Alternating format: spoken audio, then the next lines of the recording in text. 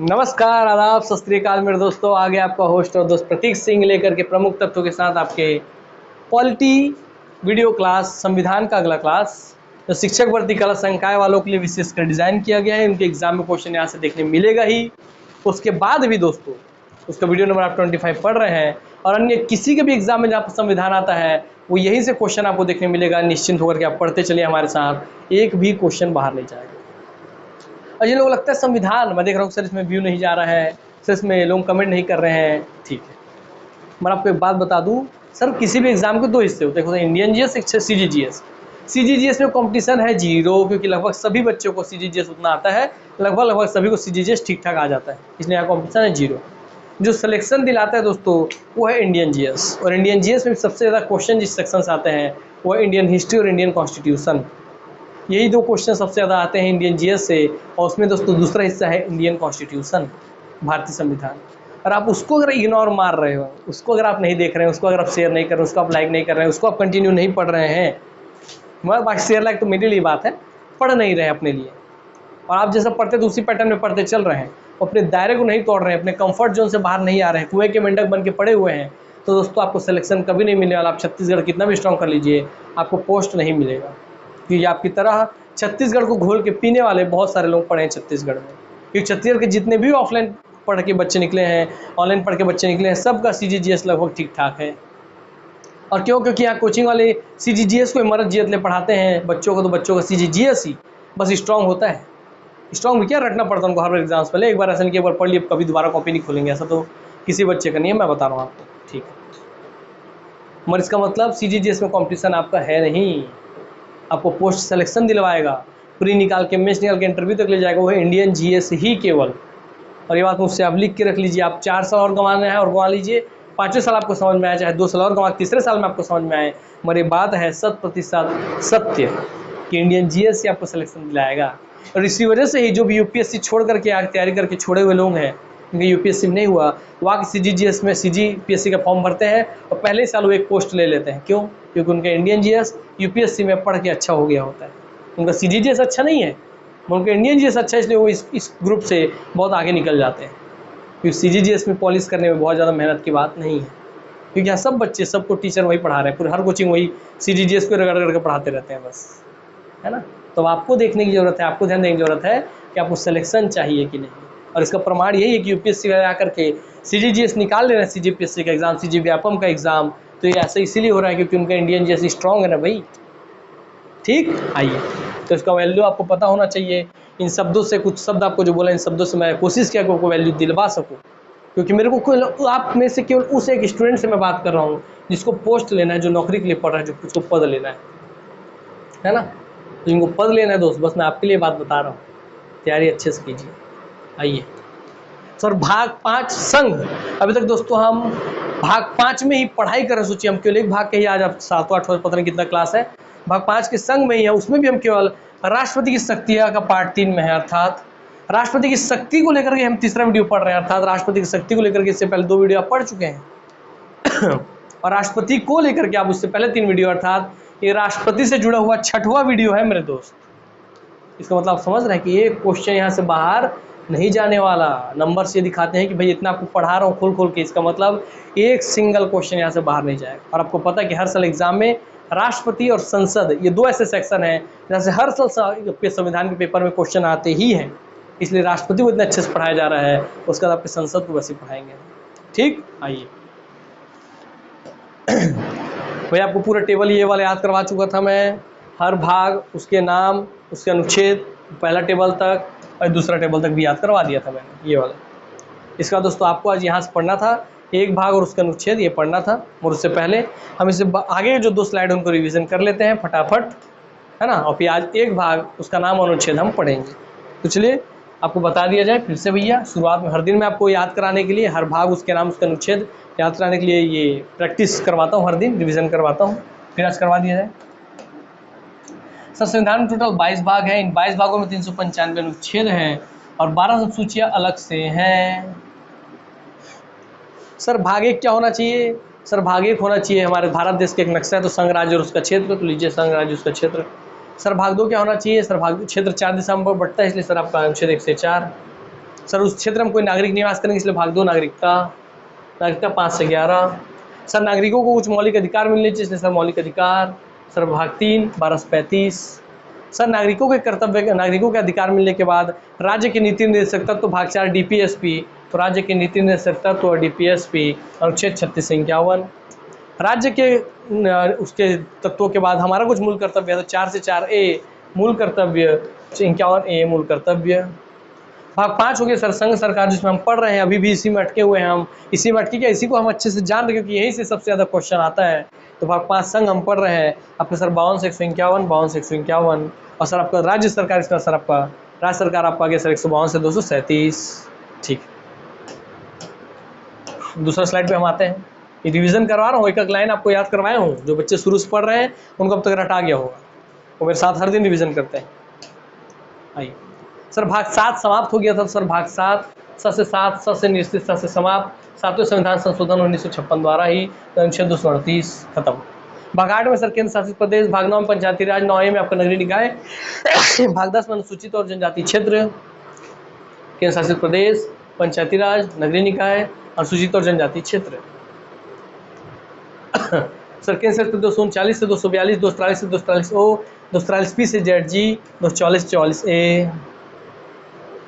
भाग 11 12 12 13 11 केंद्र राज्य संबंध आपको याद करवाया था सर, केंद्र राज्य संबंध, संघ राज्यों के बीच संबंध, 245 से 263। भाग 12 तेरे 12 बज गए किसके, तेरे संपत्ति के, तेरे वित्त के, तेरे वित्त संपत्ति संविधाओं के 12 बज गए, 264 से 300A। तेरे व्यापार कैसा चल रहा है, तो भाग 13 तेरा व्यापार कैसा चल रहा है, तेरा व्यापार, तो भाग 13 का व्यापार कैसा चल रहा है, 301 से 307 सगुन का पैसा। और भाग सर आपका आ गया 14, भाग 14 में आ गया सर केंद्र और राज्य की सरकारी नौकरी मुझे चाहिए, तो संघ और राज्यों का अधीन सेवाएं, सर आपका आ गया 308 से 323। इसमें आप यूपीएससी वगैरह पढ़ेंगे। ठीक, अब इसका दोस्तों आप पढ़े थे अगले क्लास में अधिकरण, इसका दिया था 14 के बाद आगे सर आपका 14A अधिकरण, सर 14A अधिकरण, 323 से 323B। भाग 15 आ गया सर आपका, भाग 15 बोला सर आपका निर्वाचन, तो बोले 15 मिनट में मेरा निर्वाचन होने वाला है। भाग 15 में 15 मिनट में मेरा निर्वाचन होने वाला है, कैसे भी याद कर लीजिए। भाग 15 निर्वाचन, 324 से 329 है, 324 में आपका निर्वाचन आयोग आता है, ये बार बार पूछता है, तो 324 से 329A, 24 5 29। ठीक, भाई निर्वाचन 24 से 29 है। क्लियर हो गया बात सर। सर भाग 15 के बाद आगे सर भाग 16, ये दोस्तों आज आपके लिए नया भाग, उसका नया नाम, उसका नया अनुच्छेद। तो भाग 16 है कुछ वर्गों के लिए विशेष उपबंध। तो भाग 16 में विशेष उपबंध, ये इतने याद रखिए, विशेष उपबंध संबंध, कुछ वर्गों के लिए विशेष उपबंध संबंध। तो भाग 16 विशेष उपबंध। ठीक, भाग 15 मिनट में मेरा निर्वाचन है, भाग 16 में विशेष उपबंध है, अनुच्छेद 330 से 342। क्या, 330 से 342, 332 342। चलिए बस इतना याद रखिए, आज आपको यही याद रखना था, बाकी तो हम रिवीजन कर रहे थे जो आपको पढ़ा चुका हूँ। भाग 16 कुछ वर्गों के लिए विशेष उपबंध, अनुच्छेद 330 से 42, तो 30 से 42 कुछ वर्गों के लिए विशेष उपबंध, भाग 16 16 16। ठीक है, चलिए भाग 17 हम पढ़ लीजिए। भाग 17 हम बोल रहे हैं 17 प्रकार का भाषा बोलता हूँ मैं, तो 17 प्रकार की राजभाषा, अनुच्छेद 343 से 351। क्या, 43 से 343 से 351। चलिए इसको आपको याद नहीं करना, बस बताया से दिया हूँ आपको, आया याद क्यों लाजिए वाला करना है, कल हम इसको याद करेंगे। क्लियर, चलिए भैया आपका पूरा रिवीजन हो गया। ऐसे करते करते हम देखिए भाग 22 तक, भाग उसके नाम और से जुड़े जितना अनुच्छेद है हमको कंठस्थ हो जाएंगे, फिर हमको किसी भी तरीके से कोई दिक्कत नहीं होगा, कोई भाग उसका नाम उसका अनुच्छेद पूछेगा तो। आइए भैया सर हम राष्ट्रपति की शक्तियाँ पढ़ रहे थे, जिसमें आप सबसे पहली शक्ति देखेंगे राष्ट्रपति की कार्यपालक शक्तियाँ, फिर देखेंगे सर उसकी विधायक शक्तियाँ, फिर उसके देखेंगे वित्तीय शक्तियाँ, फिर देखेंगे भैया क्या न्यायिक शक्तियाँ, फिर आप देखेंगे क्या भाई उसकी राजनयिक शक्तियाँ, फिर आप देखेंगे क्या भाई उसकी सैन्य शक्तियाँ, फिर आप देखेंगे उसकी आपातकालीन शक्तियाँ। तो राष्ट्रपति की स से शक्तियों में स से 7 प्रकार की शक्तियाँ हैं, स से शक्तियों में स से 7 प्रकार की शक्ति देख रहे हैं, जिसमें से आप लोग मुझसे कार्यपालक शक्तियाँ, विधायी शक्तियाँ और वित्तीय शक्तियाँ पढ़ चुके हैं। आज आप पढ़ेंगे भैया न्यायिक शक्ति और राजनयिक शक्तियाँ। तो चलिए हम पढ़ते हैं भैया राष्ट्रपति की न्यायिक शक्तियाँ और राष्ट्रपति की राजनयिक शक्तियाँ। पहले हम पढ़ते हैं आज राष्ट्रपति जी की न्यायिक शक्तियाँ, मैं बोला था ना, देखिए कि आपको इस तरीके से इतनी गहनता के साथ पढ़ाया जाएगा कि एक सिंगल क्वेश्चन आपका ना छूटे, है ना। इसमें पहला क्वेश्चन ये बनेगा कि राष्ट्रपति की बहुत सारी शक्तियाँ दे देंगी, मुझे इसमें कौन सी शक्ति न्याय की राष्ट्रपति की किस शक्ति के अंतर्गत आती है, तो आप बोलेंगे यह शक्ति न्यायिक शक्ति के अंतर्गत आती है, यह शक्ति विधायक शक्ति के अंतर्गत आती है, ऐसा आपको पता होना चाहिए। ठीक, चलिए आइए देखते हैं भैया राष्ट्रपति की न्यायिक शक्तियाँ क्या क्या है। अनुच्छेद 72, है ना, जैसे आप देखे थे भैया। इससे पहले विधायक शक्ति में आप क्या देखे थे सर? सर मैंने देखा था विधायक शक्तियों में कि राष्ट्रपति जी संयुक्त बैठक बुला सकते थे, 108 देखे थे। विधायक शक्तियों में सर आपका 108 के तहत संयुक्त बैठक बुला सकते हैं, अनुच्छेद 123 के तहत अध्यादेश जारी कर सकते हैं, वो सब विधायक शक्तियाँ थी। वैसे दोस्तों जैसे आप आएंगे न्यायिक शक्तियों में, वैसे आप देखेंगे सर अनुच्छेद 72 में है क्या, आइए देखते हैं। क्षमा दान की शक्ति, तो ये बात बहुत बार पूछा जाता है कि न्याय में मतलब मुझे मान लीजिए मृत्युदंड हुआ है, राष्ट्रपति चाहें तो अनुच्छेद 72 के तहत मुझे मेरे मृत्युदान से क्षमा दान दे सकते हैं, मुझे मेरे मृत्युदंड को माफ़ कर सकते हैं। समझ में आई बात? Yes sir. तो बहुत बड़ी शक्ति, समझ रहे हैं आप बात, कि किसी व्यक्ति को मृत्युदंड हो गया है, मैं अगर राष्ट्रपति हूँ तो मैं उसको क्षमादान दे सकता हूँ, अर्थात उसके मृत्युदंड की सजा को कम कर सकता हूँ, समाप्त कर सकता हूँ। इसके तहत अनुच्छेद 72 के तहत, इसलिए बार बार ये अनुच्छेद पूछता है, अनुच्छेद 72 अर्थात क्षमादान की शक्ति किस अनुच्छेद में है? अनुच्छेद 72 के तहत। और ये किससे जुड़ी हुई है? राष्ट्रपति जी की न्यायिक शक्तियों से जुड़ी हुई है। आइए अनुच्छेद 72 क्षमादान की शक्ति। राष्ट्रपति संघीय न्यायालय पूरे भारत राज्य क्षेत्र में सेना तथा मृत्युदंड आदि सभी संदर्भ में क्षमादान शक्ति का प्रयोग निम्न 5 तरीकों से कर सकते हैं। अर्थात राष्ट्रपति क्षमा दे सकते हैं, मगर इन 5 तरीकों से आपको क्षमा दे सकते हैं। ठीक है, आपकी जो सजा हुई है आपको, उनको 5 तरीकों से क्षमा दे सकते हैं, तो उसको ध्यान दीजिएगा। राष्ट्रपति संघीय न्यायालय सेना तथा मृत्युदंड आदि सभी संदर्भ में क्षमादान शक्ति का प्रयोग निम्न 5 तरीकों से करते हैं या कर सकते हैं। सर संघीय न्यायालय क्या है? ऐसा कोई भी न्यायालय जो पूरे भारत राज्य क्षेत्र में कहीं भी है, वो सब दोस्तों आपका संघीय न्यायालय में अंतर्गत आ जाएगा। अर्थात कोई भी न्यायालय सजा सुनाया हो, राष्ट्रपति किसी भी न्यायालय की सजा से आपको क्षमादान दे सकते हैं। इसलिए अंतिम रूप से गुहार आदमी जाता है डिस्ट्रिक्ट न्यायालय में, वहाँ से आ जाता है हाई कोर्ट में, आ जाता है सुप्रीम कोर्ट में, सब जगह सजा हो गया। लास्ट पुकार के लिए दोस्तों आदमी राष्ट्रपति जी के पास भी जा सकता है कि राष्ट्रपति जी अब सर्वोच्च न्यायालय से भी मुझे क्षमादान नहीं मिल रही है, आप अगर हो सके तो क्षमादान कर दीजिए, है ना। तो राष्ट्रपति जी भी ऐसे नहीं कि कोई भी जाए मुँह उठा के सबको कर दें, स्थिति सिचुएशन डिपेंड करता है। आपने कोई बहुत ही घृणित आपने क्रियाकलाप किया है या क्राइम किया है तो उसके लिए आपको सजा मिलेगी ही मिलेगी, है ना। चलिए, मगर राष्ट्रपति जी एक उम्मीद होते हैं, ये वाली बात बताई जा रही है। तो राष्ट्रपति जी क्षमादान जो अनुच्छेद 72 में मिल रहा है, ये निम्न 5 तरीकों से करते हैं, ये बात भी ध्यान रखिए। पहला है क्षमा। क्षमादान में ही पहला चीज है क्षमा, कि राष्ट्रपति जी ने आपको क्षमा दे दिया, अर्थात पूर्णतः माफ करना। इसका मतलब इस माफी के बाद व्यक्ति अपराध करने की पूर्व की स्थिति में आ जाता है, लेकिन इसका अर्थ यह नहीं कि न्यायपालिका के निर्णय को बदला गया है। अर्थात इस माफ़ी के बाद मान लीजिए मैंने कोई क्राइम किया था, मान लीजिए मैंने अपनी जान बचाने के लिए या 4 औरतों का इज्जत बचाने के लिए मैंने किसी का खून कर दिया, मर्डर कर दिया, मान लीजिए, है ना। हाँ सर, मर्डर कर दिया मैंने, और मुझे मगर फंसाया जा रहा, 4 लोग जिनको मारा मैं, उन लोग भैया मुझे फंसा रहे हैं, पैसे वाले थे उनके परिवार में, फंसा रहे हैं। लास्ट में राष्ट्रपति जी के पास में गया, राष्ट्रपति जी मेरा बैकग्राउंड देखे कि नहीं यार, ये जो व्यक्ति हैं बहुत अच्छा पढ़ाते हैं लिखाते हैं, अच्छे टीचर हैं, बच्चों में बहुत स्नेह है, इनका व्यक्तित्व ऐसा ही है। मेरे बच्चों से बुला के पूछा कि आप में किसी को बुलाया गया कि बताइए कैसे हैं प्रतीक सर, आप बताइए। नहीं सर बहुत अच्छे हैं, हमारे लिए बहुत मेहनत करते हैं, हमेशा बहुत कुछ सिखाते हैं जीवन के बारे में, सब चीज़ जानेंगे पड़तानेंगे। उसके बाद हमारे राष्ट्रपति जी बोले कि ठीक है यार प्रतीक, जाओ मैं तुमको क्षमा देता हूँ।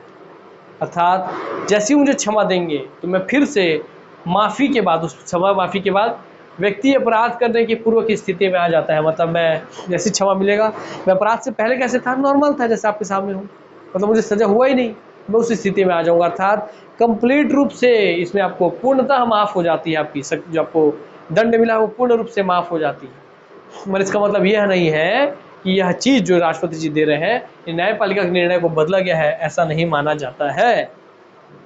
क्लियर? चलिए भैया, क्षमा आप समझ गए कि पूर्ण रूप से माफ़ करना पूर्णतः माफ करना है, क्षमा। प्रतिलंबन या रिप्राइव।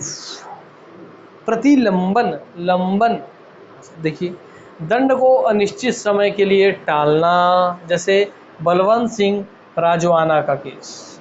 वही ये प्रतिलंबन बोला ना कि लंबन मैंने लंबा कर दिए, समय को बहुत लंबा कर दिया, अर्थात आपके दंड को अनिश्चित समय के लिए टाल देंगे। जैसे भाई आप जेल में ही थे, आपको मृत्यु दंड मिलने वाले थे, राष्ट्रपति जी बोले कि इसको आज मृत्यु दंड नहीं मिलेगा, इसको मैं प्रतिलंबन लगा देता हूँ, रिप्राइव, अर्थात वो अनिश्चित का समय के लिए, निश्चित समय नहीं कि 1 महीना, 1 सप्ताह, 1 साल, 2 साल, 5 साल, कुछ नहीं, वो चाहे तो 2 दिन बाद भी करवा सकते हैं। वो निश्चित काल के लिए जब उनका मन हो उस समय तक के लिए मेरे मृत्यु दंड को माफ़ कर देंगे। हालांकि मैं जेल में ही रहूँगा कि अधिकतर जीवन तो जीऊँगा, मगर मुझे मृत्यु दंड तो नहीं मिले रहेगा ना। यस, या तो रिप्राइव कि आपके समय जो सजा है उसको निश्चित समय के लिए वह टाल सकते हैं। ठीक, प्रतिलंबन उसी बोलते हैं कि लंबे समय तक के लिए टाल दिए, रिप्राइव कर दिए। लघुकरण, कम्यूट कर देना, लघु कर देना, छोटा कर देना, कम्यूट कर देना, एक कर देना। दंड के स्वरूप में परिवर्तन करना, अर्थात दंड का जो स्वरूप था उसको दोस्तों परिवर्तन कर दिए। जैसे कि मुझे मृत्यु दंड मिला था और उन्होंने मेरे दंड का स्वरूप बदल दिया और मेरे मृत्यु दंड को बदल के उन्होंने आजीवन कारावास कर दिया। तो मृत्यु दंड से तो मुझे बचा लिया ना राष्ट्रपति जी ने। यस, उसी को बोलते हैं दोस्तों लघुकरण या कम्यूट, कि आपका जो सजा था उसको छोटा कर दिया या उसको कम कर दिया, समय के रूप में नहीं, उसके स्वरूप के रूप में।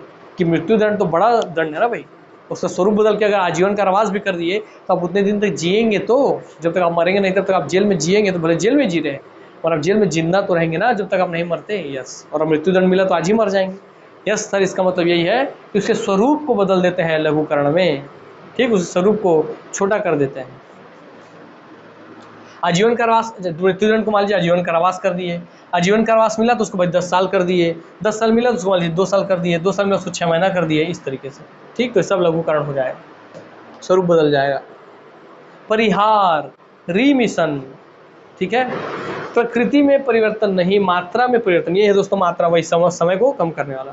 तो यहाँ दोस्तों उसके स्वरूप प्रकृति में कोई परिवर्तन नहीं होता है, या केवल मात्रा में परिवर्तन होता है समय के। जैसे 10 वर्ष को हटाकर 5 वर्ष कर दिया गया, अर्थात आपको 10 साल की सजा मिली थी, मगर राष्ट्रपति जी ने आपकी सजा को 10 साल नहीं 5 साल का कर दिया, तो वह दोस्तों आपका परिहार।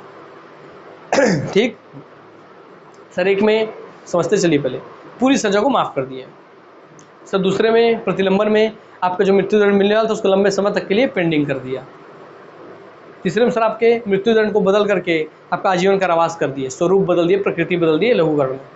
और चौथा परिहार में सर उसके परिहार में उसका आघात कर रहे हैं, उसको परिहार कर रहे हैं, उसको कम कर रहे हैं, किसको, उसकी मात्रा को, उसको समय को। 10 साल का सजा को 5 साल कर दिए तो परिहार हो गया। और लास्ट दोस्तों विराम, रिस्पाइट, ये सब इंग्लिश नाम भी याद रखेंगे और हिंदी नाम भी, ये पूछता है इंग्लिश और हिंदी दोनों नाम से। विराम क्या है? किसी विशेष स्थिति में इसका प्रयोग किया जाता है, इसके तहत मात्रा व प्रकृति दोनों में बदलाव हो सकता है, जैसे अपंगता की स्थिति में और अन्य किसी और विशेष केस में। अर्थात दोस्तों ये मिला जुला करके रूप है, लघुकरण और परिहार दोनों का मिला जुला रूप है कौन? विराम। जैसे मुझे मृत्यु दंड मिली तो मुझे उन्होंने क्या किया, तो मृत्यु दंड की जगह आजीवन कारावास ही देना था, तो ऐसा होता तो लघुकरण होता। मैं आजीवन कारावास ना करके उन्होंने मेरे 5 साल कर दिया सजा को, तो उन्होंने मेरे मृत्यु दंड से हटा के मुझे सजा दिलवाया समय का, और समय में भी मुझे केवल 5 साल दिलवाया। तो उन्होंने दोस्तों लघुकरण भी कर दिया, परिहार भी कर दिया, दोनों को एक साथ अप्लाई कर दिया, तो उससे ही बोलते हैं विराम। तो उन्होंने मुझे बहुत आराम दे दिया, मेरी प्रकृति भी बदल दी और मात्रा भी कम कर दी, मेरे दंड की प्रकृति बदल दी और उसकी मात्रा भी कम कर दी। मृत्यु दंड से उसको आजीवन कारावास किया, आजीवन कारावास को भी कम करके उन्होंने केवल 5 साल कर दिया, 1 साल कर दिया। हाँ दोस्तों, मेरे किसी विशेष केस में ही होता है। ठीक, तो आपको अच्छे समझ में आ गया होगा कि राष्ट्रपति जी अनुच्छेद 72 के तहत क्षमादान की शक्ति प्राप्त हो रही है, उनकी न्यायिक शक्ति है दोस्तों, जिसके तहत वो 5 प्रकार की क्षमा आपको दे सकते हैं। पहला है सर क्षमा मैंने पूर्ण रूप से माफ़ करना। सर दूसरा है दोस्तों आपका प्रतिलंबन, मैंने आपकी जो समय उसको अनिश्चित समय के लिए टाल देना, लंबे समय के लिए टाल देना, प्रतिलंबन। ठीक है ना, रिप्राइव, प्रतिलंबन। फिर तीसरा सर लघुकरण, मैंने उसकी प्रकृति को चेंज कर देना, कम्यूट करना, मैंने लघुकरण उसकी प्रकृति को, स्वरूप को चेंज करना, मृत्युदंड से सजा को आजीवन कारावास कर देना। सर उसके बाद आपका आता लघुकरण के बाद आ जाता है आपका परिहार, रिमिशन, है ना। रिमिशन परिहार का मतलब है कि उसकी मात्रा, उसकी क्वांटिटी को कम कर दिए, 10 साल की सजा को 5 साल, 5 को 2 साल कर दिए, ये परिहार। और लास्ट में आता है आपका विराम। विराम बोल तो रिस्पाइट, इस मतलब आपकी प्रकृति स्वरूप और उसकी मात्रा दोनों को कम कर दें एक साथ में, मगर किसी विशेष केस में ही होता है ये दोस्तों विराम। तो क्षमा, प्रतिलंबन, लघुकरण, परिहार और विराम। क्षमा, प्रतिलंबन, लघुकरण, परिहार और विराम, ये 5 याद रखिएगा। Reprieve, commute, remission and respite. देखिए पूरा आर है, रिप्राइव, रिमिशन, रिस्पाइट, ऐसे ही दे देगा इंग्लिश में तो आप कंफ्यूज हो जाएंगे, इसलिए अच्छे से इसके इंग्लिश शब्दों को भी ध्यान रखिए। रिप्राइव, कम्यूट तो लघुकरण है सिंपल, रिमिशन और रिस्पाइट। तो 5 दोस्तों राष्ट्रपति जी की क्षमादान शक्ति के अंतर्गत आता है। और उम्मीद करता हूँ कि अब आपको कोई ना किसी डाउट के अच्छे से बातों 5 चीजें समझ में आ गई होंगी। केहर सिंह मामला 1989 में क्षमादान शक्ति के संदर्भ में सुप्रीम कोर्ट ने निम्न व्यवस्थाएं दी। तो केहर सिंह मामला 1989 में याचिका लिखित आवेदन पर होनी चाहिए, अर्थात अगर आपको राष्ट्रपति से क्षमादान मांगना है तो आपकी जो याचिका है, जो आप याचिका कर रहे हैं कि भैया प्रतीक सर को मत मारिए सर, तो याचिका आपके दोस्तों ऐसा हाथ जोड़ने से नहीं होगा, लिखित रूप में आपको भेजनी होगी। याचिका लिखित आवेदन रूप में होनी चाहिए। और ये सब कब बताए, वो ये बताया सुप्रीम कोर्ट ने बताया। कब बताया? केहर सिंह मामला 1989 में। किसके केस में? क्षमादान शक्ति के केस में। क्या क्या चीज़ आपको ध्यान रखना है? तो याद रखिए, आपको कभी क्षमादान मांगना है तो यही सारी चीज़ों का आपको ज्ञान होना चाहिए, व्यवहारिक ज्ञान। मैंने बोला ना, अब आपका पूरा पेपर दोस्तों व्यवहारिक ज्ञान पे आता है। पहली बात तो याचिका भी आपके लिखित आवेदन पर होनी चाहिए। राष्ट्रपति गवाहों का अध्ययन कर सकते हैं, जो गवाह सबूत मिले थे उसका राष्ट्रपति अध्ययन कर सकते हैं। राष्ट्रपति शक्ति का प्रयोग मंत्रिमंडल से के परामर्श पर कर सकते हैं। राष्ट्रपति जी को इस पे क्षमादान अनुमोदन देने के लिए मंत्रिमंडल से परामर्श करना जरूरी है। क्षमा किस आधार पर की गई इसका कारण बताया जाना आवश्यक नहीं है। और राष्ट्रपति जी ने किस आधार पर क्षमा दे दिया उसका कारण बताना जरूरी नहीं है, क्योंकि हम महामहिम से कैसे भाई कारण पूछ लें। महामहिम ने ऑटोमेटिक ही मंत्रिमंडल से परामर्श कर लिया, फिर महामहिम ने सुना दिया, तो कैसे हम उनसे कारण पूछे? नहीं, उन्होंने किया होगा तो पक्का कुछ अच्छा सोच समझ के किया होगा। इतने बड़े पद पे बैठे हुए हैं तो उनकी जिम्मेदारी तो हम खुद समझ सकते हैं कि हाँ भाई जिम्मेदार आदमी है, इसलिए उनसे कारण जानना आवश्यक नहीं है। ये बात ध्यान रखिएगा, यही घुमा देगा। कारण बताया जाना आवश्यक है देगा, आपको लगेगा हाँ सही बात है।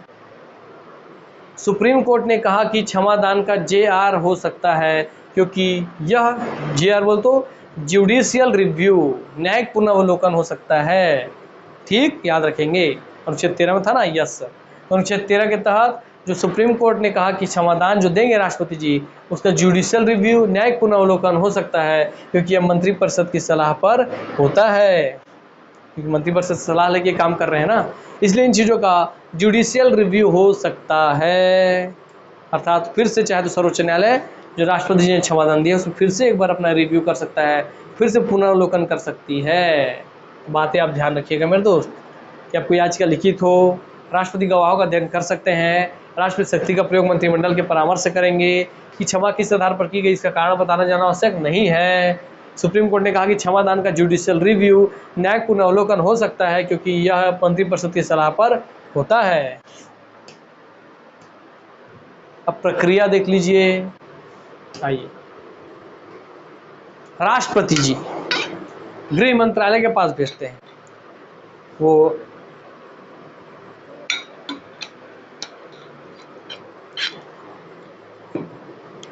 राष्ट्रपति जी गृह मंत्रालय के पास भेजेंगे भाई क्षमादान वाले याचिका। गृह मंत्रालय कानून मंत्रालय के पास भेजेगी भैया, कानून मंत्रालय फिर से गृह मंत्रालय को वापस दे देगी, क्योंकि सब कानून के किसी कानून के तहत तो उसको सजा हुई थी ना। हाँ, तो कानून मंत्रालय किसके अंदर आता है भाई? गृह मंत्रालय के अंदर, आप समझ लीजिए। तो राष्ट्रपति जी भैया गृह मंत्री को देंगे कि ले जाओ भैया याचिका है, तो कानून मंत्रालय से इसको चेक करवा लो। कानून मंत्रालय उसको चेक करेगा, फिर वापस उसको गृह मंत्रालय को दे देगा कि भैया नहीं क्षमा देना चाहते हैं दे सकते हैं, दिक्कत की बात नहीं है। ठीक, गृह मंत्रालय वही चीज़ जवाब पर राष्ट्रपति जी को देगा, और राष्ट्रपति जी चाहे तो उस पर हाँ भी बोल सकते हैं और ना भी बोल सकते हैं।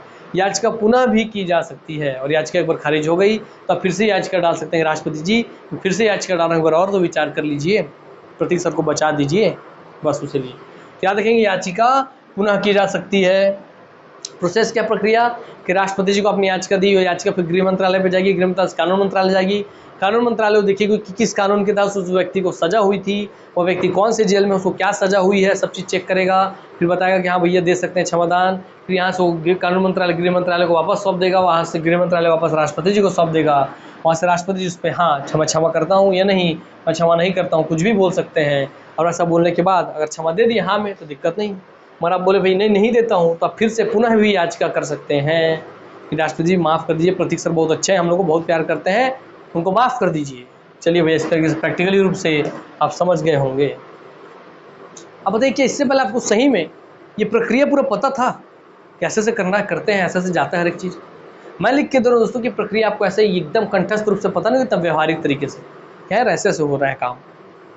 दोस्तों जब आप खुद अपने आंखों से देख रहे हैं कि हाँ सर आपको पहली बार ऐसा पता चल रहा है कि कैसे होता है क्षमादान की प्रक्रिया, क्या क्या हम कर सकते हैं, दोस्तों फिर आपको क्यों दिक्कत हो रहा है कि भाई आप लाइक नहीं कर रहे हैं, क्लास को शेयर नहीं कर रहे हैं। हर क्लास में चालू करता हूँ, सोचता हूँ शुरू से लास्ट तक पढ़ाऊँ, आप हर क्लास में ऐसे ही करते हैं, रिव्यू कम कर देते हैं और सब फिर मैं बंद करना पड़ता है। मगर मैं ढीठ आदमी, हर एक सब्जेक्ट आपको पूरा पढ़ा देता हूँ, कंप्यूटर पूरा पढ़ा दिया आप लोगों को, है ना, कंप्यूटर पूरा चल रहा है ना भाई, कोर्स वाला पूरा कंप्यूटर आप लोगों से बहुत लोग जो देखते थे शुरू में उनको पता भी नहीं है कंप्यूटर चल रहा है भैया, कंप्यूटर पूरा कोर्स पढ़ा रहा हूँ मैं।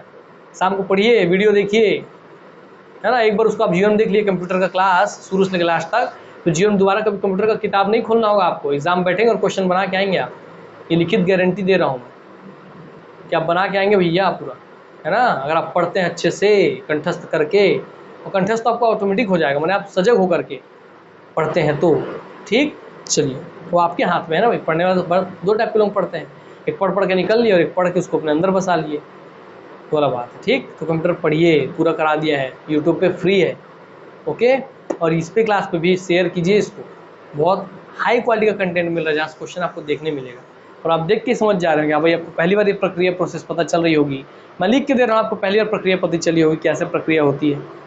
और क्वेश्चन आएगा आने वाले समय तो आपसे बनेगा, केवल आपसे ही बनेगा जो पढ़ रहे हैं इस क्लास में।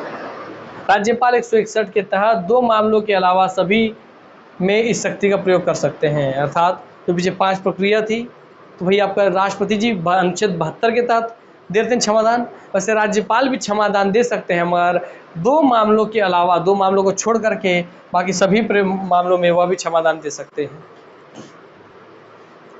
किसके तहत? मगर राष्ट्रपति जी, सर राष्ट्रपति जी क्षमादान देते हैं अनुच्छेद 72 के तहत, और राज्यपाल जी क्षमादान देते हैं अनुच्छेद 161 के तहत, याद रहेगा। यस, कैसे होगा सर? याद रखिए हर अनुच्छेद में ऐसे होता है, 72 थे राष्ट्रपति जी प्लस 99, तो 9 2 11, 9 और 7 कितना हो गया भैया आपका 16। देखिए तो 72 था राष्ट्रपति जी का, इसमें आप 99 जोड़ेंगे तो आगे 161 राज्यपाल जी का क्षमादान शक्ति। तो उससे इसमें केंद्र सरकार वाले में राज्य सरकार का जो भी कानून होगा सेम टू सेम, उसके 99 अनुच्छेदों का अंतर मिलेगा आपको, याद रखिएगा इस बात को ठीक। वही क्षमादान राष्ट्रपति जी का क्षमादान 72 में, राज्यपाल का क्षमादान 161 में। क्लियर हो गई बातें? यस, तो 99 रुपये जोड़ करके ऐसा याद रख सकते हैं कि यहाँ जो राज्यपाल जी हैं ये पूर्ण रूप से कभी भी आपको माफ नहीं कर सकते हैं कि पूर्ण रूप से मैंने क्षमादान दे दिया, ऐसा ये नहीं कर सकते हैं, ठीक है। चलिए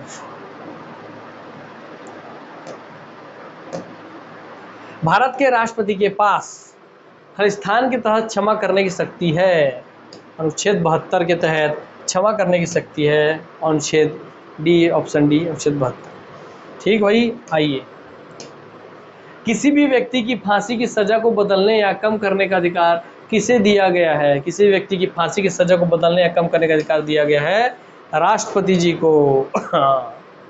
फांसी की सजा को, मृत्युदंड से मुक्ति, मृत्युदंड से क्षमादान केवल राष्ट्रपति दे सकते हैं, राज्यपाल भी नहीं दे सकते, ठीक। चलिए आगे भैया आपका बारी किसका? राष्ट्रपति जी का। एक मिनट रुकेंगे और कुछ चेक कर लूँ।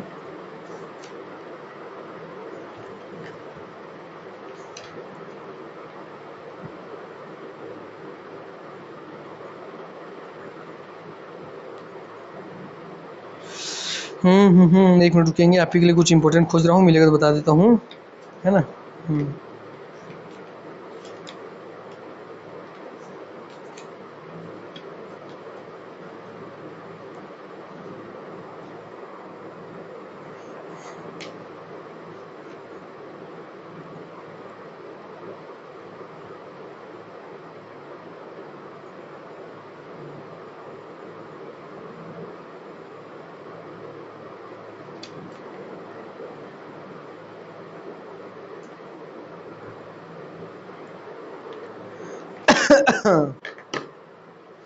ठीक, चलिए, एक डाउट हो रहा है मेरे मन में, उसी डाउट के लिए मैं खोला था कि पीछे उन्होंने मेरे कंटेंट वाले ने जो कंटेंट बनाए हैं उस पर, इसको आप लोग बता देंगे एक बार, है ना, ये वाला बात कि भाई राज्यपाल भी अनुच्छेद 161 के तहत 2 मामलों के अलावा सभी में इस शक्ति का प्रयोग कर सकते हैं। तो मेरे अनुसार जहाँ तक मेरे पास मिल रहा है मुझे अवेलेबिलिटी, बच्चे को और कर लेते हैं, 1 मिनट समय देंगे, रुकिए, आपका समय क्यों व्यस्त करें, है नहीं।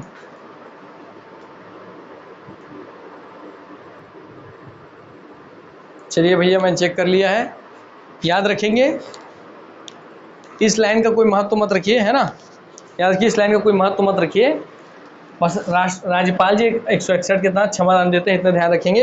161 के तहत राज्यपाल जी क्षमादान देते हैं, उन्हें क्षमा की शक्ति प्राप्त है, मगर ये सब जो 2 मामला है ये सब छोड़ दीजिए, क्या ध्यान रखना है वो आपको मैं बताता हूँ, बस आइए।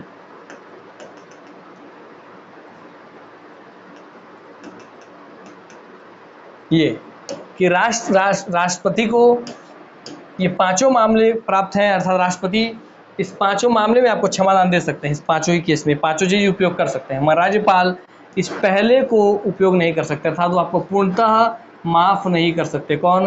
राज्यपाल के पास बस यही वाली शक्ति, ये वाली शक्ति है कि मृत्युदंड को भी पूर्ण रूप से माफ कर दें, बस ये शक्ति दोस्तों राज्यपाल को प्राप्त नहीं है, बाकी ये अन्य 4 शक्ति आपके राज्यपाल को प्राप्त है।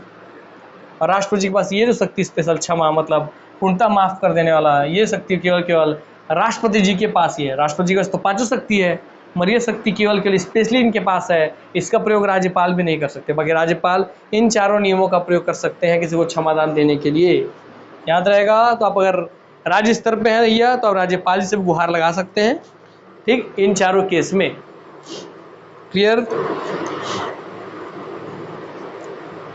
तब राज्यपाल जी से गुहार लगा सकते हैं, और आप राज्यपाल जी से गुहार लगाए और राज्यपाल जी आपके केस को राष्ट्रपति जी के पास भेज दिए, तब राष्ट्रपति चाहेंगे तो उस पर ये पहला वाले पूर्णता माफ करने वाला ये भी दे सकते हैं। बस इतना आपको ध्यान रखना था, वो गड़बड़ प्रिंट मिस्टेक हो गया, उसको इग्नोर मार देंगे। चलिए, हाँ, क्या 72 के तहत राष्ट्रपति जी के पास क्षमा करने की शक्ति है, अनुच्छेद 161 के तहत राज्यपाल के पास है भैया शक्तियां क्षमा करने की। किसी भी व्यक्ति की फांसी की सजा को बदलने या कम करने का अधिकार किसे दिया गया है? केवल राष्ट्रपति जी को दिया गया है, याद रखिएगा, बी राष्ट्रपति जी को।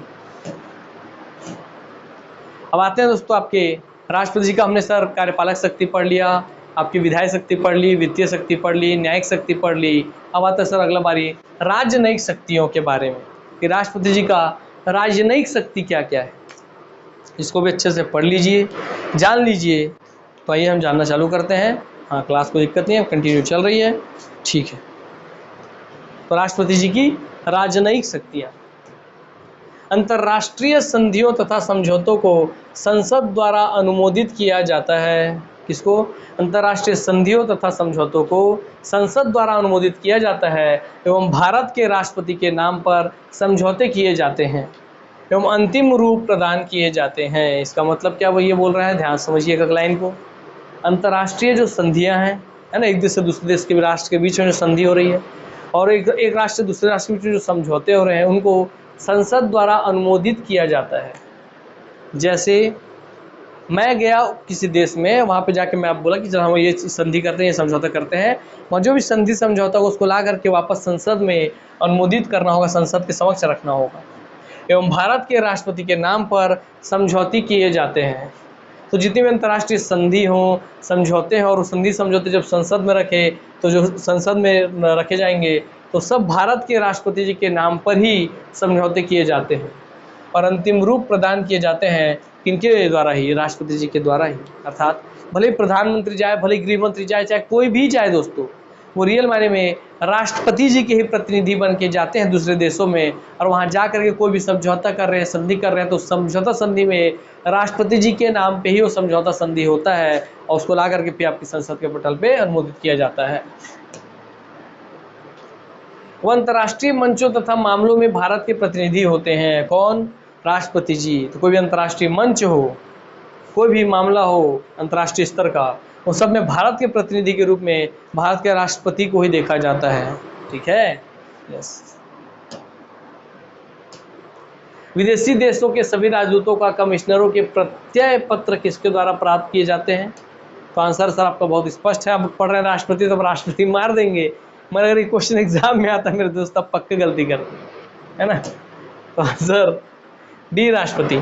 तो विदेशी देशों के सभी राजदूतों का कमिश्नरों के प्रत्यय पत्र किसके द्वारा प्राप्त किए जाते हैं? तो राष्ट्रपति के द्वारा प्राप्त किए जाते हैं। ठीक, चलिए भैया, निम्नलिखित में से कौन हमारे देश के दोनों में से किसी भी सदन का सदस्य नहीं होता है?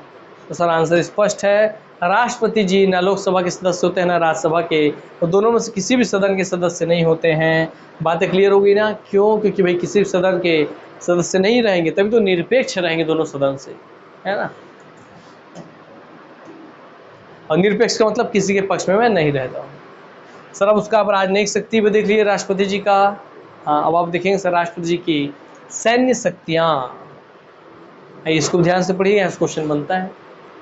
भारत के राष्ट्रपति भारत के रक्षा बलों के सर्वोच्च सेनापति, याद रखिए भारत के जो राष्ट्रपति है, भारत के रक्षा बलों के सर्वोच्च सेनापति कौन होते हैं? क्वेश्चन बनता है कि भारत के रक्षा बलों के सर्वोच्च सेनापति कौन होते हैं? सर्वोच्च कमांडर कौन होते हैं? तो आंसर दोस्तों राष्ट्रपति जी होते हैं। तो याद रखिए यही जो क्वेश्चन बनता है एग्जैक्ट यहीं से, राष्ट्रपति के भारत के रक्षा बलों के सर्वोच्च सेनापति या सर्वोच्च कमांडर कौन होते हैं? तो आंसर है भारत के राष्ट्रपति होते हैं। उन्हें निम्नलिखित की नियुक्ति का दायित्व सौंपा गया है। थल सेना प्रमुख, इन सब की नियुक्ति का दायित्व इनके ऊपर ही है ना। थल सेना प्रमुख की नियुक्ति कौन करते हैं? राष्ट्रपति जी ही करते हैं, क्योंकि वही तो सर्वोच्च सेनापति है ना भाई। नौसेना प्रमुख के भी नियुक्ति यही करते हैं राष्ट्रपति जी, और वायुसेना प्रमुख की भी नियुक्ति करते हैं राष्ट्रपति जी, अर्थात उनके नाम पे ही इन तीनों के प्रमुख की नियुक्ति होती है, थल सेना, नौसेना और वायुसेना की। रक्षा बलों के प्रमुख कौन कहलाते हैं? तो सभी रक्षा बलों के प्रमुख भी दोस्तों आपके कौन कहलाते हैं? राष्ट्रपति जी कहलाते हैं, और रक्षा बलों के प्रमुख की भी नियुक्ति यही करते हैं। चलिए, चीफ ऑफ डिफेंस स्टाफ जो आप सुने ना, हाँ भाई CDS, chief of defence staff, उसके प्रमुख की नियुक्ति भी राष्ट्रपति जी ही करते हैं। वही बात लास्ट में लिखा था, याद रखिएगा। रक्षा बलों के प्रमुख की नियुक्ति कौन करते हैं? तो बोलेंगे भारत के राष्ट्रीय चीफ ऑफ डिफेंस स्टाफ का बात कर रहे हैं ना। तो defence CDS, chief of defence staff CDS के भी प्रमुख का नियुक्ति करते हैं राष्ट्रपति। मगर सर्वोच्च सेनापति कौन होते हैं? तो रक्षा के बलों के सर्वोच्च सेनापति राष्ट्रपति होते हैं। देखिए ये रक्षा बलों के प्रमुख लिखा रक्षा बलों के सर्वोच्च सेनापति, तो शब्द में याद रखेंगे। प्रमुख बोलेगा मैंने CDS के बारे में जानना चाह रहा है, चीफ ऑफ डिफेंस स्टाफ के बारे में। और अगर बोला दोस्तों रक्षा बलों के सर्वोच्च सेनापति बोला तो याद रखिए और राष्ट्रपति जी के बारे में बात कर रहे हैं। आइए, भारतीय संविधान के अनुसार देश की तीनों सेनाओं का सुप्रीम कमांडर कौन होता है? तो भारतीय संविधान के अनुसार देश की तीनों सेनाओं का सुप्रीम माने सर्वोच्च कमांडर कौन होता है? सर्वोच्च प्रमुख कौन होता भैया? तो आपको पता है राष्ट्रपति जी होते हैं। इसमें घुमाने के लिए आपको थल सेनाध्यक्ष, उपराष्ट्रपति, फील्ड मार्शल कुछ भी दे देगा, CDS दे देगा, चीफ ऑफ डिफेंस स्टाफ दे देगा। मगर अगर बोला सुप्रीम कमांडर सबसे ऊपर, तो दोस्तों राष्ट्रपति जी हैं। क्लियर? राष्ट्रपति जी की आपातकालीन शक्तियाँ हम इस क्लास में नहीं पढ़ेंगे, उसको अलग से हम चर्चा करेंगे क्योंकि बहुत महत्वपूर्ण है, आपको उसके बारे में जानकारी होना चाहिए। क्योंकि जब आपातकाल लगा था 1975 में, इंदिरा गांधी जी सरकार जी द्वारा लगाया गया था, तो उसको उस समय आपातकालीन स्थिति में बहुत ही भयानक स्थिति बना दिया था इंदिरा गांधी जी ने भारत में, है ना। लोगों को पकड़ के जबरदस्ती उनके सारे मौलिक अधिकारों को हनन कर करके उनको जेल में डाला जाता, मरवाया जाता, पिटवाया जाता, कुटवाया जाता, बहुत सारी चीज़ें थी। तो इसलिए आपको फिर बहुत सारी चीज़ें सुधार हुई, इसलिए अब आपको पता होना चाहिए ना आपातकाल में राष्ट्रपति जी के पास क्या क्या शक्तियाँ हैं, है ना, याद रहेगा। यस, उसको हम दोस्तों इस बार हम गहनता के साथ एक नए वीडियो में विचार करेंगे, मगर या फिर भी एक झलक देख लीजिए कि राष्ट्रपति की आपातकालीन शक्तियाँ 7वें नंबर की शक्तियाँ हैं। तो भारतीय संविधान में दी गई 3 प्रकार की आपात स्थितियाँ भारत के राष्ट्रपति के नाम पर लगाई जाती हैं। तो आपातकालीन शक्तियों में कौन सी स्थिति आती है? केवल 3 प्रकार की स्थिति आती है जो राष्ट्रपति जी के द्वारा नाम पर लगाई जाती है। राष्ट्रीय आपातकाल राष्ट्रपति जी के नाम पर लगाई जाती है, अनुच्छेद 352। राष्ट्रपति शासन अनुच्छेद 356, ठीक है, राष्ट्रपति शासन लगाया जाता है 365। 356 का क्या है वो आपको अगले वीडियो में समझ में आ जाएगा। तो 352, 4, 356 राष्ट्रीय आपातकाल, राष्ट्रपति शासन, तो राष्ट्रीय आपातकाल अनुच्छेद 352 के तहत लगाया जाता है। राष्ट्रपति का शासन अनुच्छेद 356 के तहत लगाया जाता है। दोस्तों वित्तीय आपातकाल अनुच्छेद 360 के तहत लगाया जाता है। देखिए कितना अच्छा कॉम्बिनेशन याद रखने के लिए, 52, 4, 56, 56, 4, 60, तो 52, 4, 56, 56, 4, 60, तो +4 का नियम चल रहा है। 52, 4, 56, 4, 60 राष्ट्रीय आपातकाल, पूरे देश में आपातकाल। फिर राष्ट्रपति शासन, पूरे राष्ट्र में चाहे किसी एक निश्चित स्थान पर राष्ट्रपति का शासन। और लास्ट में दोस्तों वित्तीय आपातकाल, पैसे की दिक्कत अगर हो गई देश में तो। ठीक, चलिए तो याद रखेंगे राष्ट्रीय आपातकाल, राष्ट्रपति शासन, वित्तीय आपातकाल, केवल ये 3 ही परिस्थिति है, ये 3 ही आपात स्थिति है भारत के राष्ट्रपति के नाम पे जो लगाई जाती है। ठीक, 352, 56, 60 में भारत के राष्ट्रपति की आपातकालीन शक्तियों पर विस्तार से चर्चा की जाएगी आपके नेक्स्ट वीडियो में मेरे दोस्त। क्लियर हो गई बातें? यस। चलिए तो आज की क्लास को हम यहीं पे समाप्त करते हैं। उम्मीद करते हैं कि आपको सारे शक्तियों के बारे में एक अच्छे स्तर पे समझ हो गई होगी कि भाई कहाँ कहाँ उनको न्यायिक शक्ति है। राज्यपाल को बाकी 4 से न्यायिक शक्ति नहीं है, पूर्ण रूप से राज्यपाल को 4 शक्ति प्राप्त है। जो पूर्ण रूप से माफ़ करने की शक्ति है, क्षमा, वह प्राप्त नहीं है राज्यपाल को। राष्ट्रपति जी को आपके अनुच्छेद 72 के तहत क्षमादान की शक्ति प्राप्त है। राज्यपाल को 161 के तहत क्षमादान की शक्ति प्राप्त है। ये सभी चीज़ों का समझ आपको अच्छे से हो गया होगा, ये उम्मीद मैं करता हूँ, है ना। चलिए तो इसी के साथ आज की क्लास को मैं समाप्त करता हूँ। मिलते हैं नेक्स्ट क्लास में, जहाँ हम उनके आपातकालीन शक्तियों के बारे में अच्छे जानेंगे, उसको पढ़ेंगे, पहचानेंगे। तो मिलते हैं दोस्तों नेक्स्ट क्लास में। तब तक के लिए आप सबसे अलविदा लेता हूँ। दुआ करता हूँ आप हमेशा हंसते रहें, खेलते रहें, खिलखिलाते रहें, निरोग रहें, स्वस्थ रहें, तंदुरुस्त रहें, यही मेरी दुआ है आप सबके लिए। तो मिलते हैं नेक्स्ट क्लास में, तब तक के लिए नमस्कार। जय हिंद, जय भारत, जय छत्तीसगढ़, वंदे मातरम, धन्यवाद। और जो प्रक्रिया आपको आज पता चली दोस्तों क्षमादान के समय की, राष्ट्रपति, गृह मंत्रालय, कानून मंत्रालय, फिर गृह मंत्रालय, फिर राष्ट्रपति, हाँ या नहीं, फिर पुनः याचिका कर सकते हैं, और सबसे बहुत सारे क्वेश्चन बनेंगे। इसलिए ध्यान रखिए, जैसा पढ़ाया हो व्यावहारिक ज्ञान की तरीके से, उसको उसी तरीके से पढ़िए, उसको महसूस करके रखिए अपने अंदर। याद नहीं करना है, महसूस कीजिए कि आप खुद राष्ट्रपति हैं, तब ये सब चीज़ें कर सकते हैं। ठीक, चलिए तो अलविदा लेते हैं। जय हिंद, जय भारत, जय छत्तीसगढ़, वंदे मातरम, धन्यवाद।